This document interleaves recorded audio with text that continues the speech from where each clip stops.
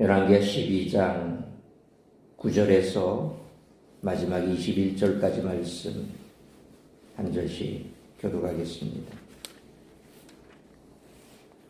제사장 여호야다가 한 궤를 가져다가 그것의 뚜껑에 구멍을 뚫어 여호와의 전문 어기 오른쪽 곧 제단 옆에 두매 여호와의 성전에 가져오는 모든 은을 다 문을 지키는 제사장들이 그 궤에 넣더라.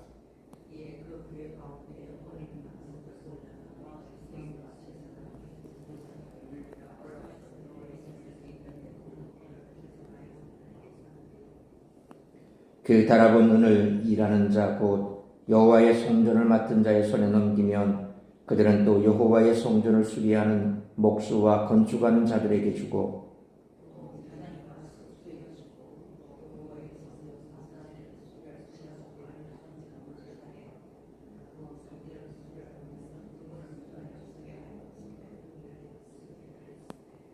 여호와의 성전에 드린 그 은으로 그 성전에 은대접이나 불집게나 주발이나 나팔이나 아무 금그릇이나 은그릇도 만들지 아니하고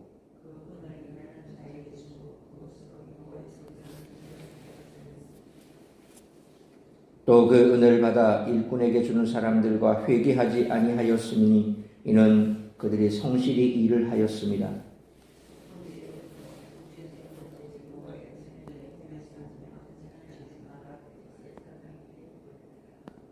그때 아람 왕 하사엘이 올라와서 가드를 쳐서 점령하고 예루살렘을 향하여 올라오고자 하므로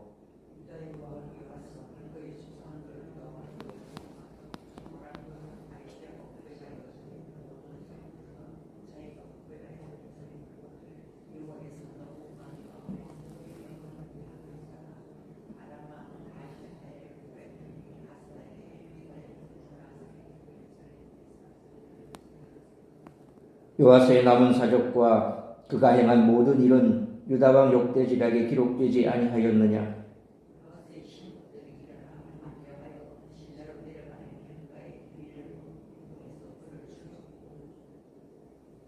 21절 같이 읽습니다. 그를 쳐서 죽인 신복은 시므아스의 아들 요사갈과 소멜의 아들 여호사밧이었더라. 그는 다윗성에 그의 조상들과 함께 장사되고 그의 아들 아마샤가 그를 대신하여 왕이 되니라. 아멘. 성공적 개혁을 이루어내는 요아스의 통치력을 보며 우리들은 사역이 원활히 진행되기 위해 필요한 요소들을 생각해 볼 수 있습니다. 오늘 본문은 먼저 리더의 지혜 혹은 여기서의 행정력에 관해 알려줍니다. 제사장들에게 맡겨진 일이 제대로 진행되지 않자 왕은 체계적으로 지시합니다. 또한 본문은 책임이라는 주제를 생각하게 합니다. 일의 절차가 세분화되자 자연스럽게 이를 책임지는 사람들이 분명해집니다. 마지막으로 사역을 맡은 자들의 정직함이 중요하게 고려됩니다. 이전 제사장들은 성실함을 발휘하지 못해 책망받았는데 오히려 역대하 24장 10절에 모든 방백들과 백성들이 기뻐하여 마치기까지 돈을 가져다가 궤에 던지니라 라는 말씀처럼 성전 밖 백성들에게 직접 헌금을 요구하자 더 모금이 잘 되었습니다. 더 높은 기준을 지키기를 요구받은 사람들보다 일반 백성들이 더 열심을 낸 것입니다. 우리들은 하나님의 일을 진행하며 하나님의 지혜로 책임감을 갖고 성실히 일을 행하는지 점검해야 합니다. 우리들은 하나님을 믿지 않는 사람들보다 더 높은 수준으로 책임감과 성실함을 견지해야 할 줄 믿습니다. 이어지는 요아스의 기고한 말로를 보면서 우리들은 깊은 고민을 하지 않을 수 없습니다. 한 인물을 단편적으로 평가하는 것은 무리가 있지만 그럼에도 뛰어난 통찰력을 발휘했던 왕의 말로가 너무 처참하기에 우리들은 그를 복잡한 심경으로 바라볼 수밖에 없습니다. 그렇다면 그가 시도했던 개혁은 성공일까요? 실패일까요? 1절로 8절, 10절로 16절을 분석하면 성공이었다라고 말할 수 있습니다. 그렇다면 개혁가로서의 삶은 성공이었을까요? 실패였을까요? 17절로 21절을 분석하면 실패라고 말할 수 있습니다.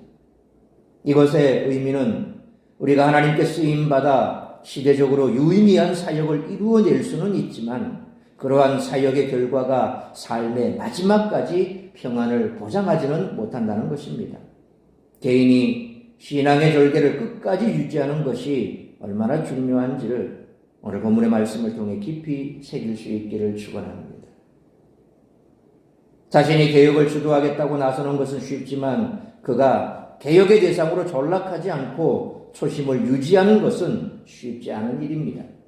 오늘 우리는 역사 가운데 비일비재하게 반복되어 온 개혁의 주체가 개혁의 대상으로 전락하는 모습을 다시 한번 살펴볼 수가 있습니다.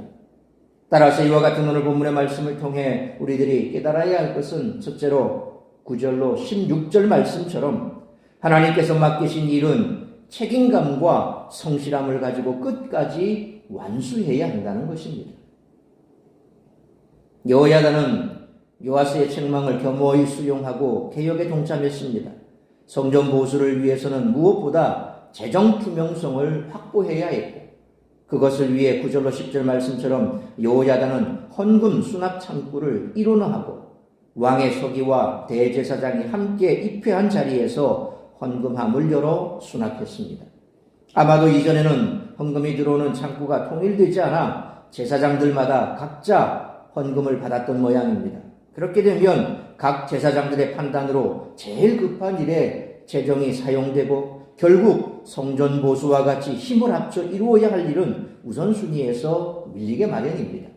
그래서 11절로 12절 말씀처럼 지출 창구 역시 일원화하여 재정 담당자가 각각의 봉사에 필요한 재원을 지출함으로써 어디에 얼마만큼 재정이 사용되었는지 일목요연하게 나타나게 했습니다. 또한 13절로 14절 말씀처럼 재정의 지출 용도를 정해 성전 수리를 위해 드려진 은이 다른 용도로 쓰이지 않게 했는데 이로 인해 15절로 16절 말씀처럼 성전 수리를 맡은 일꾼들에게 지불할 공사대금과 성전의 일반 비용, 제사장들에게 지급할 급여가 혼선 없이 지출되었습니다. 이는 현대인의 눈에는 너무나 당연한 재정 운영법이지만 당시에는 그것이 지켜지지 않았기에 성전 보수가 제대로 이루어지지 않았던 것입니다. 요아스는 이렇게 성전의 재정 투명성을 확보해 성전 보수가 효과적으로 진행되도록 조치했습니다.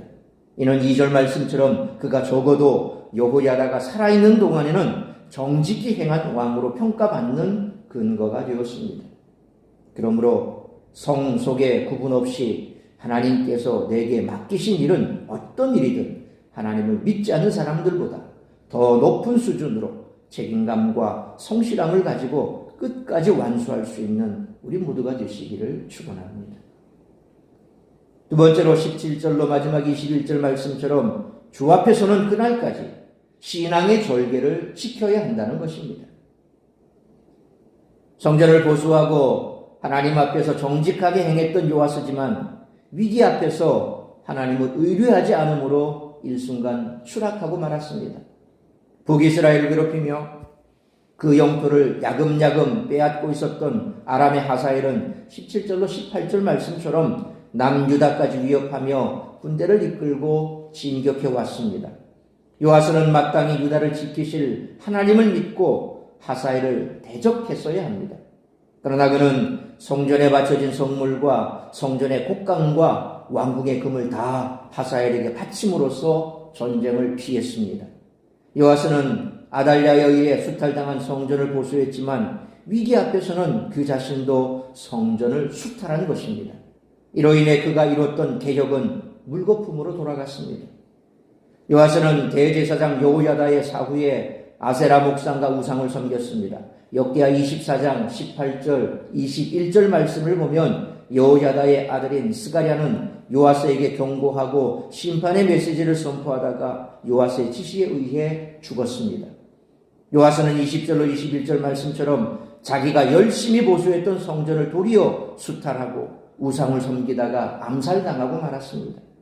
이처럼 요아스도 결국 개혁의 주체에서 개혁의 대상으로 추락했고 아달랴처럼 반역에 의해 죽고 말았습니다. 초심을 유지하지 못하면 아무리 과거에 올바른 길을 걸었다 하더라도 결국 나락으로 떨어지고 맙니다. 그러므로 한때 하나님께 헌신했던 과거에 붙잡혀 오늘을 적당히 살 것이 아니라 주 앞에 서는 그날까지 신앙의 절개를 지켜나가는 우리 모두가 되시기를 축원합니다. 사랑하는 성도 여러분, 개혁된 교회는 항상 개혁되어야 한다라는 말이 있습니다. 종교개혁을 입에 올린 자는 주님 앞에 서게 되는 그날까지 그 기치를 내려놓지 말아야 하며 항상 개혁해야 할 첫째 대상은 바로 자신임을 잊지 말아야 한다는 것입니다.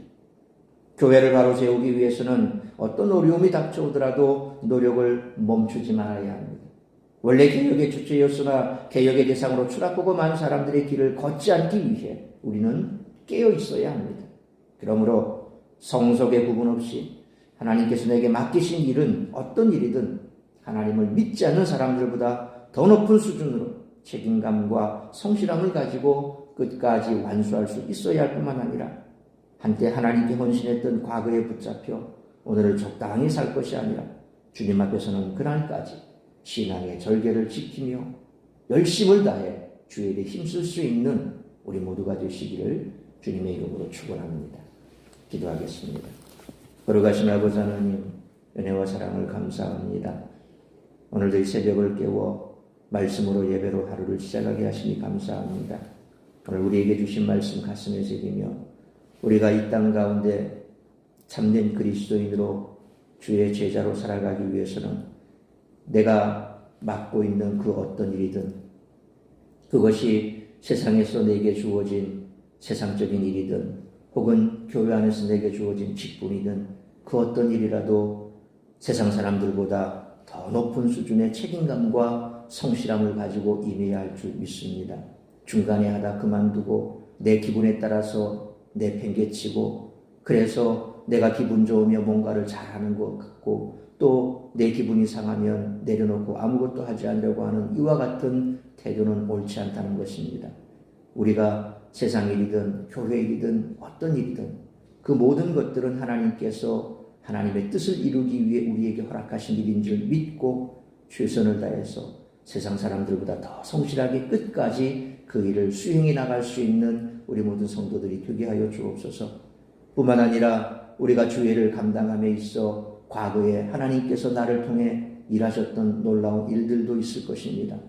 중요한 것은 우리가 이처럼 하나님께서 나를 통하여 이루셨던 그 과거의 행적들, 그 과거의 성과들을 붙들고 오늘 그것만 추억하며 내가 지금 해야 할 일들에 대해서 아무것도 하지 아니하고 성실함을 잃어버리고 뿐만 아니라 우리가 하나님께서 주신 이 땅에 한 번뿐인 삶, 매일매일의 삶 속에서 우리가 감당해야 될 이와 같은 일들에 대하여 내려놓은 그러한 일들이 범하지 않도록 주께서 붙들어 주시기를 원합니다.